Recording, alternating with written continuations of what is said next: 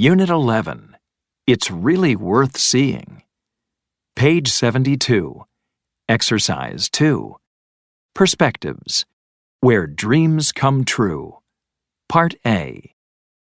How much do you know about the Walt Disney Company and theme parks? Find 3 mistakes in the statements below. Then listen and check your answers. 1. The Walt Disney Company was founded in 1923 in California by Walt Disney and his brother Roy. 2. Their most famous character, Mickey Mouse, first appeared in a movie in 1928. 3. The first Disney theme park, Disneyland, was opened in 1955 in California and soon became an international attraction. 4. The official opening was broadcast live by the ABC television network. 5. In 1971, the company opened their second park, Disney World. 6. Some of their most popular parks in Florida include Magic Kingdom, Animal Kingdom, and Epcot Center. 7. In 1983, the company opened their first foreign park, Tokyo Disneyland. Later, theme parks were also opened in Paris, Hong Kong, and Shanghai. Page 73. Exercise 3. Grammar focus. Passive with by, simple past. The passive changes the focus of a sentence. For the simple past, use the past of be plus past participle. Active. The Disney brothers founded the company in 1923. Passive. It was founded by the Disney brothers in 1923. Active. Walt Disney opened Disneyland in 1955. Passive. Disneyland was opened by Walt Disney in 1955. Active.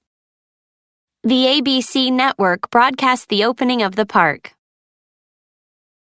Passive. The opening was broadcast by ABC. Page 74. Exercise 5. Pronunciation. The letter O. Part A. Listen and practice. Notice how the letter O is pronounced in the following words. Ah. Not. Top. O. No. Don't. Oo. Do. Food.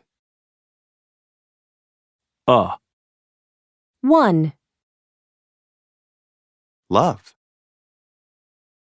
Page 74.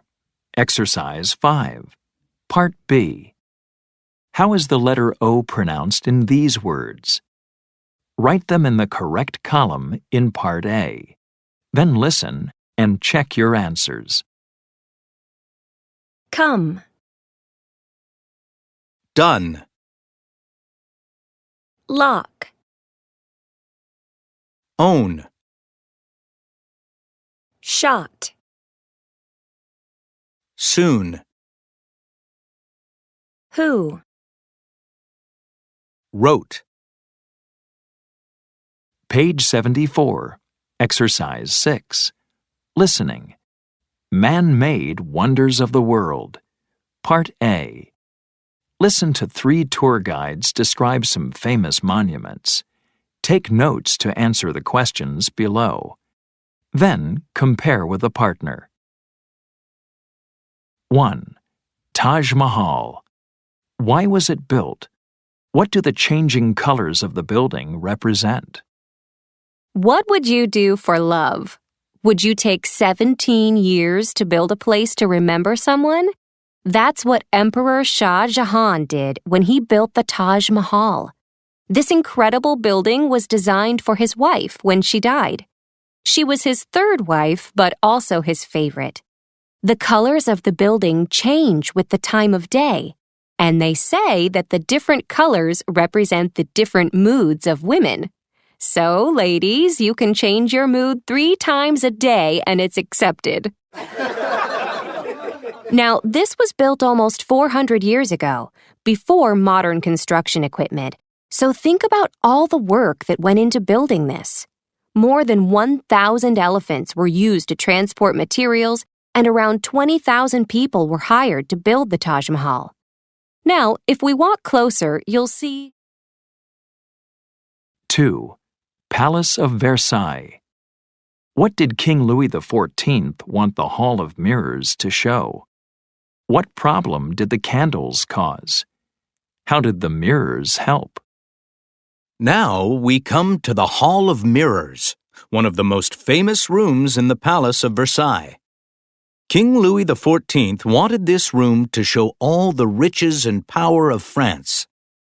The paintings on the wall, the beautiful detail of the room, the gardens outside. They were all made more visible with the mirrors. But electricity didn't exist in those days, so candles were used. Any idea what problems the candles caused? Anyone? Candles make smoke? That's right. Candles make smoke, and smoke can damage paintings. The mirrors reflected the light of the candles, so they didn't have to use as many. Fewer candles meant less smoke and less smoke damage to the room. Pretty smart, right? Now let's go see some of the 350 rooms and apartments for visitors. 3. La Sagrada Familia. What did the architect think about man-made structures versus nature? Why are no straight lines used? Folks, I am so excited today to show you La Sagrada Familia. Construction on this church started in 1882, and over 130 years later, it's still not finished. The architect, Antoni Gaudí, felt very strongly that architecture should reflect nature, and you can see this in his buildings. For example, you may notice that hill over there. La Sagrada Familia is exactly 1 meter shorter because Gaudí believed that no man-made structure should be taller than its natural surroundings. And notice the curves of the church. This is another example of how Gaudí copied nature. He said, if straight lines don't exist in nature, they shouldn't exist in architecture either. Page 75. Exercise 8. Conversation. What do you want to know? Part A. Listen and practice. Eric, you're from Amsterdam, aren't you? Yeah, why? I'm going there for a conference, and I'd like some information. Sure, what do you want to know? Do you use the euro in the Netherlands? Yes, the euro is used in most of Europe, you know. And do I need to take euros with me? Not really. International credit cards are accepted everywhere, and they're much safer. Of course. And what should I buy there? Cheese, definitely. We raise dairy cows, and some really excellent cheese is made from their milk. Good. I love cheese. Where's it sold? You can find it at cheese shops all around the city. And don't forget to bring me a piece. Page 75. Exercise 8. Part B. Listen to the rest of the conversation. What other suggestion does Eric give Lisa? So when is your conference in Amsterdam? In April. Great! You'll be there for the Tulip Festival. I think it's the most beautiful spring garden in the world. Yeah, I think I've heard of it. It's in the city, right? No, actually it's located in Lies, about an hour south of Amsterdam. How do I get there? You can take a bus or you can go on a day tour. The tulips are gorgeous. They're really worth seeing. I'm sure they are. Thanks for the tips. Page 75. Exercise 9. Grammar focus. Passive without by. Simple present. For the simple present, Use the present of be plus past participle. Active. They use the euro in most of Europe. Passive. The euro is used in most of Europe. Active. Most places accept credit cards. Passive. Credit cards are accepted at most places. Active. We raise dairy cattle in the Netherlands. Passive. Dairy cattle are raised in the Netherlands. Page 76. Exercise 10. Listening. Is all tourism good? Part A. Listen to a news report about tourism in Costa Rica. Select the 6 effects of mass tourism that are mentioned. There are 2 extra effects. Indicate if they are positive or negative. We're coming to you live from the Ecotourism Conference in San Jose, Costa Rica. Ecotourism is a form of responsible tourism that aims to protect the local environment and culture. Alberto Rodriguez, an environmental studies professor from the local university, is here with us to explain. Good morning, Mr. Rodriguez. Can you tell us how tourism has changed Costa Rica over the last 10 years? Good morning, Emily. Well, tourism has been good for the country in many ways. English is now spoken more than ever, and many Costa Ricans are bilingual. Tourism jobs are available all over the country, and more foreigners are investing here, so it's been good for our economy. But there have been costs to the country, too. With mass tourism, acres of jungle are cut down so high-rise hotels can be built. Fish and lobster are hunted in our waters to feed to tourists. 25% of Costa Rican land is protected, but what about the other 75%? Ecotourism has become the answer to that question. The government reviews businesses and decides if they qualify in the ecotourism category. Then they put them on a list so travelers can choose them when they visit our beautiful country. What makes a business an ecotourism business? What are the criteria? Well, let's look at this hotel where we're having the conference. It fulfills some of the most common criteria to be a certified ecotourism business here. Local Costa Ricans are employed, waste is recycled, energy-saving devices are used, and visitors are educated about our culture and environment. Fantastic.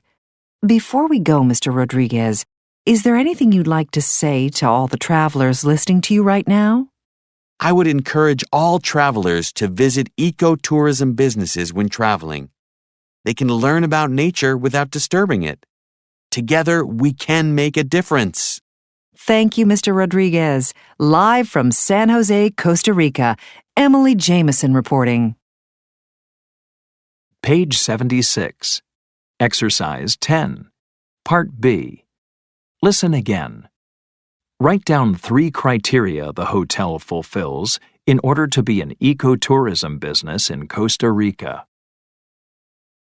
We're coming to you live from the Ecotourism Conference in San Jose, Costa Rica. Ecotourism is a form of responsible tourism that aims to protect the local environment and culture. Alberto Rodriguez, an environmental studies professor from the local university, is here with us to explain. Good morning, Mr. Rodriguez. Can you tell us how tourism has changed Costa Rica over the last 10 years? Good morning, Emily. Well, tourism has been good for the country in many ways. English is now spoken more than ever, and many Costa Ricans are bilingual. Tourism jobs are available all over the country, and more foreigners are investing here, so it's been good for our economy. But there have been costs to the country, too. With mass tourism, acres of jungle are cut down so high-rise hotels can be built. Fish and lobster are hunted in our waters to feed to tourists. 25% of Costa Rican land is protected, but what about the other 75%? Ecotourism has become the answer to that question. The government reviews businesses and decides if they qualify in the ecotourism category. Then they put them on a list so travelers can choose them when they visit our beautiful country. What makes a business an ecotourism business? What are the criteria? Well, let's look at this hotel where we're having the conference. It fulfills some of the most common criteria to be a certified ecotourism business here. Local Costa Ricans are employed, waste is recycled, energy-saving devices are used, and visitors are educated about our culture and environment. Fantastic. Before we go, Mr. Rodriguez, is there anything you'd like to say to all the travelers listening to you right now? I would encourage all travelers to visit ecotourism businesses when traveling. They can learn about nature without disturbing it. Together, we can make a difference. Thank you, Mr. Rodriguez. Live from San Jose, Costa Rica, Emily Jameson reporting.